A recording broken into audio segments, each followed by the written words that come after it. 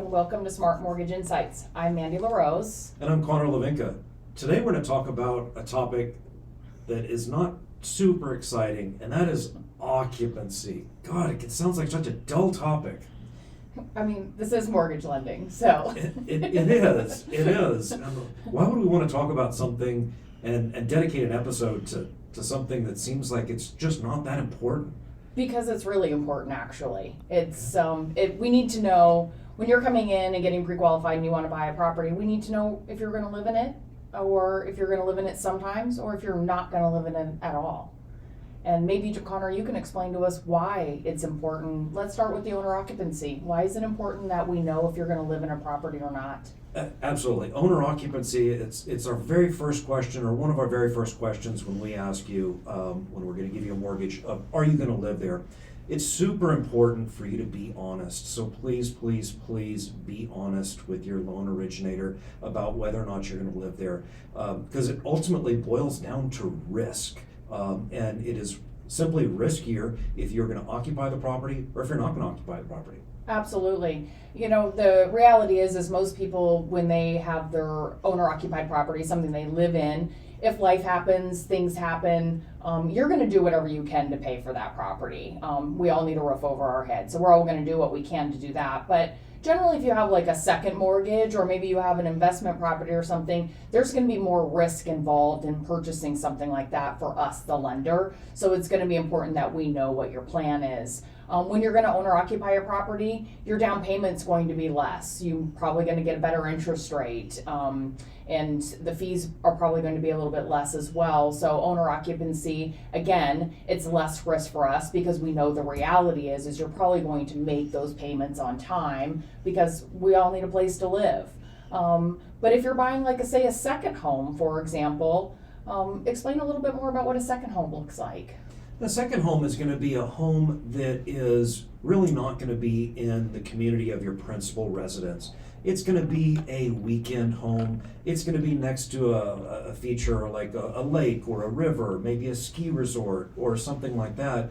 And it's a place that you're going to occupy for a minimum of 10 days a year.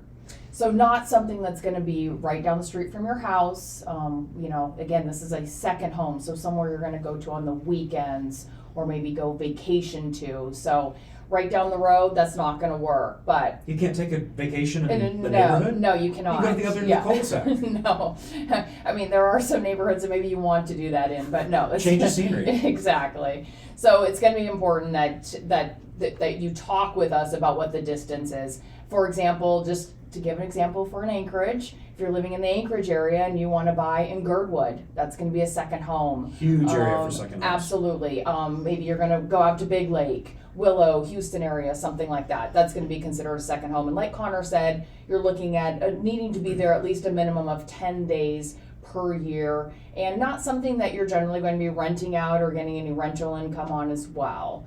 And the down payment is a little bit more when we're talking about a second home. Although the rates, we have some great second home programs available here at Residential Mortgage, so those rates and fees tend to be pretty nice here.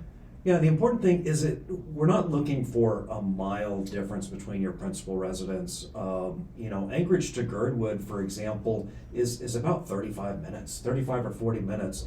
And so we're not looking for a finite distance to make sure have to be 100 miles away or whatever. It just needs to make sense. It just can't be in the same, community. Absolutely. And lastly, with occupancy is just straight up investment. You have no intention of living there. Can you tell us a little bit more about that, Mandy? Absolutely. So if you do not plan on living in the property at all, you plan on buying this for a sole purpose of renting it out, and absolutely we can do that as well. However, you are looking at more of a down payment requirement.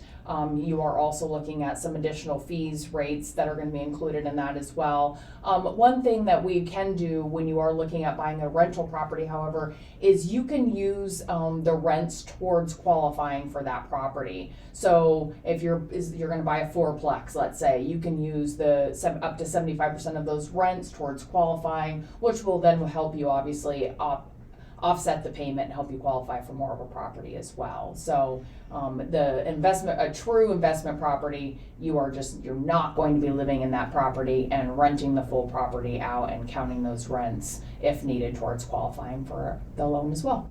It seems like it's such a better deal to be an owner occupied. Can we just say we're owner occupied and just, not live there? Just say we're gonna live there? That's called mortgage fraud. And Is that bad? We frown upon it. Oh. Yes. Yeah. It's an issue. So it's important that you're honest. That's really what it comes down to, is that you explain to us from the beginning what you're going to be doing so that we can put you in the right loan. You can have the right loan program, and then you're not going to get yourself into trouble. Investors can check on these things and do check on these things from time to time. And so we don't ever want to set you up for something that is going to get you in trouble down the road. So it's important that you let us know from get-go what your intentions are and what your plans are. And sometimes those intentions and plans change as you're out there shopping, and we get that. And all you need to do is explain to us, hey, we're changing gears here. We're going to do something different. Mortgage lending it's an adult thing, and we're all adults, and so as long as we're all having conversations about what you're doing, we can guide you the best way that we can. Exactly. One last thing with the primary occupancy is when you sign up for a primary occupancy on a mortgage, and for most programs, you are guaranteeing that you're going to live there for the next 12 months. There's a couple of programs out there that doesn't apply to, that the actual occupancy is longer, but a minimum of 12 months. And like Mandy said, life changes. I mean, when you get a mortgage, you're thinking you're going to live there forever. That's most people think that 30-year loan, we're going to get it for 30 years and keep it forever, and the reality is people don't. And sometimes 9 months after you get a mortgage, you'd find out that you don't like the neighborhood, or you're getting transferred to a different state or something, and we understand that. But at the time of the mortgage, you just want to be very honest with your mortgage originator and make sure that we choose the right occupancy product for you. And if you do go with the owner occupancy loan, and then 12 months later you decide you want to buy something else, but you want to rent that property out, again, as long as you're in a program that allows after 12 months, which the majority of them do, we would let you know if your program does not, then you can rent that property out, and then you can use the rents towards qualifying, the rents coming in on that property towards qualifying towards something else as well. So you can absolutely create portfolio of rentals by being owner occupying them first, and then turning it into a rental after you've done the owner occupancy required by the loan program. Absolutely. And if you have any other questions about occupancy or any other episodes, feel free to email us at podcast@residentialmtg.com. Otherwise, we'll see you next time. This podcast is sponsored by Residential Mortgage, LLC, NMLS numbers 167729, 196, 576, and 1820404. Equal housing lender.